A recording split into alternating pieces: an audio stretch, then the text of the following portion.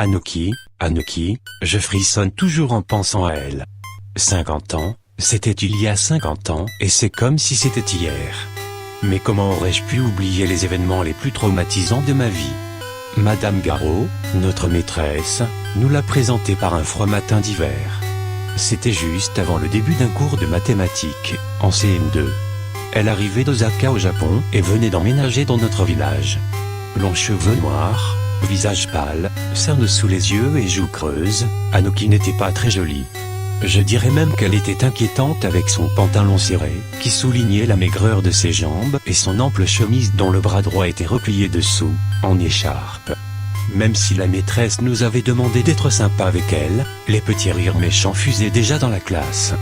Moi je ne riais pas, je ne me suis jamais moqué de personne, et c'est peut-être pour ça que la maîtresse l'a assise à côté de moi. Il est inutile de vous expliquer que j'étais plutôt mal à l'aise. Absorbé par son visage, je ne m'étais pas rendu compte combien elle était grande. Le sommet de mon crâne lui arrivait à peine à l'épaule. De son seul bras valide, elle a déballé ses affaires en silence, et puis j'ai entendu quelque chose de très étrange, les gargouillements de son ventre. Anoki était toujours la première arrivée en classe, et la dernière à en sortir. Son matériel scolaire était toujours impeccablement disposé sur la table quand j'arrivais le matin, souvent le dernier, je l'assume, et en fin d'après-midi, elle attendait que tout le monde soit sorti pour les ranger. Anoki ne parlait à personne et personne ne lui parlait. Tout le monde s'en fichait d'Anoki, personne ne cherchait à être ami avec elle, et Anoki ne cherchait à être ami avec personne. Peut-être que son silence, son attitude figée au milieu de la cour de récréation, ses grands yeux sombres posés sans interruption sur quelqu'un décourageait les filles de l'approcher. Les garçons s'en moquaient, mais de loin, ils avaient bien trop peur que la grande Anoki les suive jusqu'à chez eux et s'introduise en pleine nuit dans leur chambre pour leur faire Dieu sait quoi. Anoki rentrait déjeuner chez elle, mais bizarrement, l'après-midi, j'entendais toujours les gargouillis de son ventre, comme si elle n'avait rien mangé. Peut-être 2 semaines après son arrivée, un peu avant midi, j'ai pour la première fois entendu le son de sa voix. Brrr, j'en frissonne encore. Sa voix était faible, presque agonisante. Inutile de vous dire que j'ai poliment refusé son invitation à déjeuner, prétextant que ma mère m'attendait tous les midis, et ce, jusqu'à la fin de l'année scolaire. Elle m'a répondu un endommagé, puis ne m'a plus jamais posé cette question. D'ailleurs, elle ne m'en a plus jamais posé du tout, et c'était très bien comme ça, car je peux vous l'avouer sans honte, elle me fichait une chiasse du diable cette Anoki. La première disparition d'un enfant de l'école a eu lieu début mars, soit 3 semaines après son arrivée. Le village était sens dessus dessous. La jeune victime était au CP, une jolie petite blonde rondouillarde, la meilleure copine de ma jeune sœur, Noémie. On a retrouvé son corps quelques jours plus tard, dans le bois proche du village. Enfin, on a juste retrouvé des os cassés, mordillés ou sucés. Une sorte de couvre-feu a été déclaré pour les enfants, avec ordre de ne plus sortir de chez eux après l'école. Les jours qui ont suivi l'enlèvement de la petite fille ont vraiment été pesants. Tous les rires des enfants semblaient avoir quitté l'école et les parents avaient le visage fermé. C'est à ce moment-là que j'ai commencé à me douter de quelque chose, quand j'ai aperçu le petit sourire en coin d'Anoki. Elle qui n'avait jamais souri avant la disparition de la fillette semblait plus heureuse. En plus, je faisais une fixation sur son bras sous sa chemise. Dès que je pouvais, je regardais à cet endroit. Parfois, j'apercevais un bref mouvement et j'avais l'impression que de petits doigts ou de petites griffes glissaient sous sa chemise. Parfois, elle sentait que je l'observais et tournait brusquement la tête. Ses yeux sombres étaient effrayants, mais je lui faisais toujours un petit sourire pour la rassurer. En tout cas, je ne voulais plus rester à côté d'elle, car je commençais réellement à faire de grosses crises d'angoisse. De plus, je trouvais que ses vêtements dégageaient une odeur de terre mouillée. J'ai alors pensé qu'elle dormait dehors ou qu'elle couchait dans une maison humide.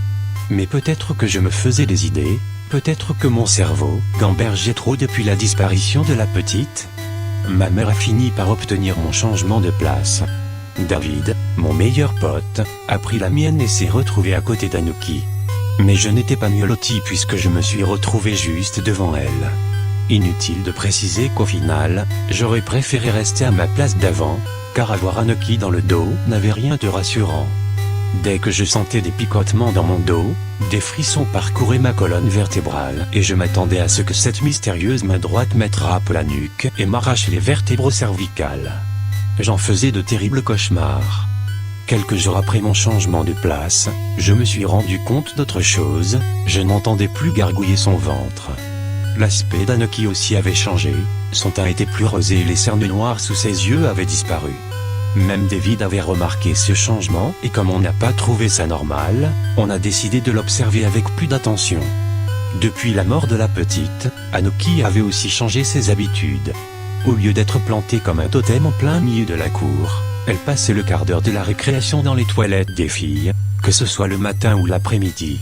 Ce n'était pas normal de rester aussi longtemps aux chiottes, comme ce n'était pas normal de rester en plein milieu de la cour de récréation à observer les autres. Un matin, on l'a vu regarder partout avant d'entrer dans les toilettes. Sa grande carcasse était un peu recroquevillée comme si elle tenait quelque chose contre son ventre ou qu'elle avait mal à son bras invalide. C'était une semaine après la mort de la fillette. On a hésité un peu puis on s'est approché. On a discrètement surveillé les entrées et les sorties des toilettes des filles puis la chance nous a souri, ou la malchance, je ne sais pas plus.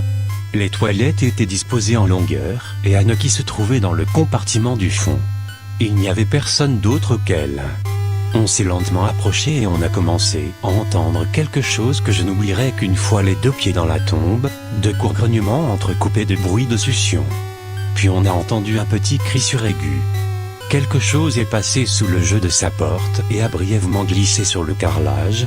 C'était une petite main d'enfant dont les doigts avaient été sucés ou rongés. L'os du poignet dépassé de la main ensanglantée et un coup de mâchoire avait creusé un trou dans la paume. Un morceau de chair pendait proche du petit doigt. Puis deux mains ont jailli de dessous la porte. Il y en avait une grande, normale, et une très petite, cadavérique, bleuâtre, au long doigt arqué, qui tâtait le sol à la recherche de la main arrachée.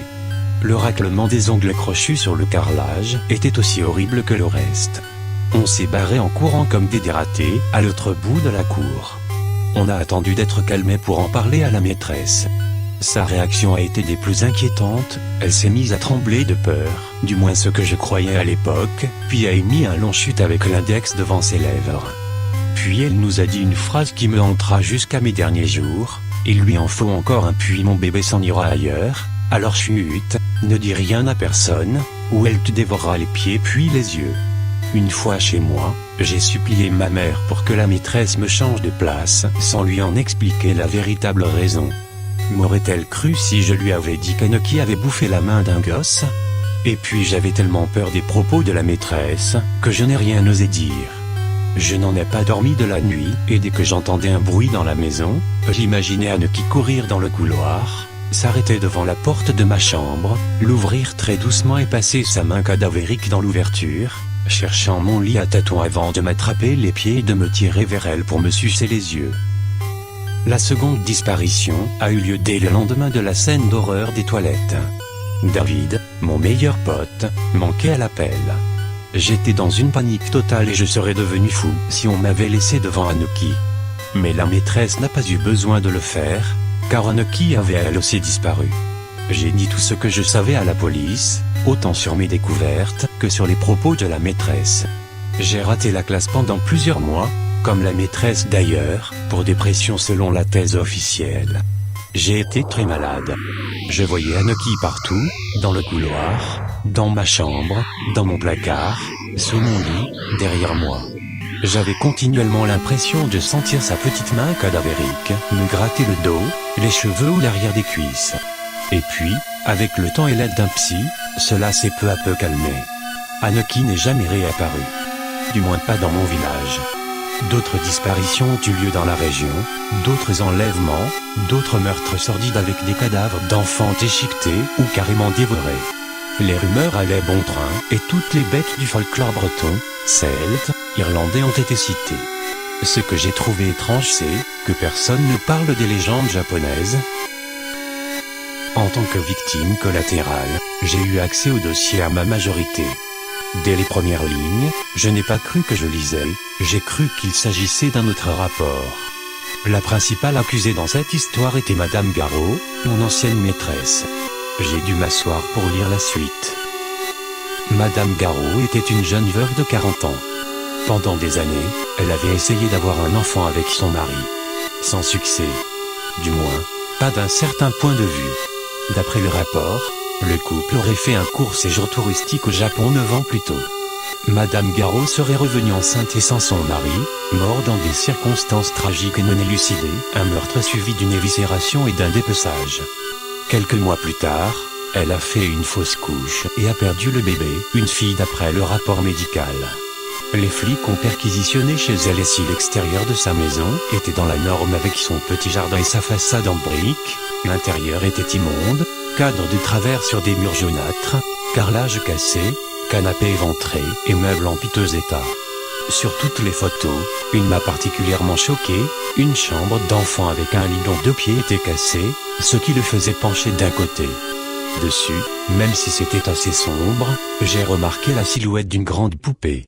Je l'ai aussitôt reconnue, cette poupée était le cadeau d'anniversaire de ma petite sœur à cette pauvre fillette disparue en premier. C'est à ce moment que j'ai compris une chose horrible, la main qui dévorait la toilette, devait sans doute lui appartenir. Ma petite sœur Noémie m'a téléphoné ce midi. Elle était morte de peur, sa voix tremblait.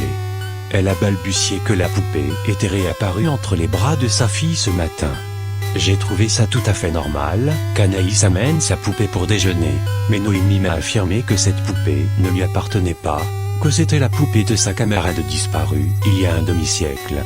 Au début, je ne l'ai pas cru, je lui ai dit qu'elle faisait une erreur, qu'après 50 ans il ne devait pas rester grand-chose de ce jouet. Elle m'a alors fourni un détail, qui m'a fait froid dans le dos, la main droite de la poupée avait été arrachée et remplacée par une autre bien plus maigre et d'une couleur bleuâtre. Il est 23 heures. J'ai passé la journée dans ma chambre d'hôpital, j'ai peur de sortir. Je me sens oppressé, j'ai le dos, les cheveux qui me démangent, je n'arrête pas de me gratter. J'ai posté mon histoire sur plusieurs forums consacrés aux phénomènes paranormaux, aux revenants, aux entités maléfiques d'origine japonaise. J'attends vos commentaires, peut-être votre aide. Merci.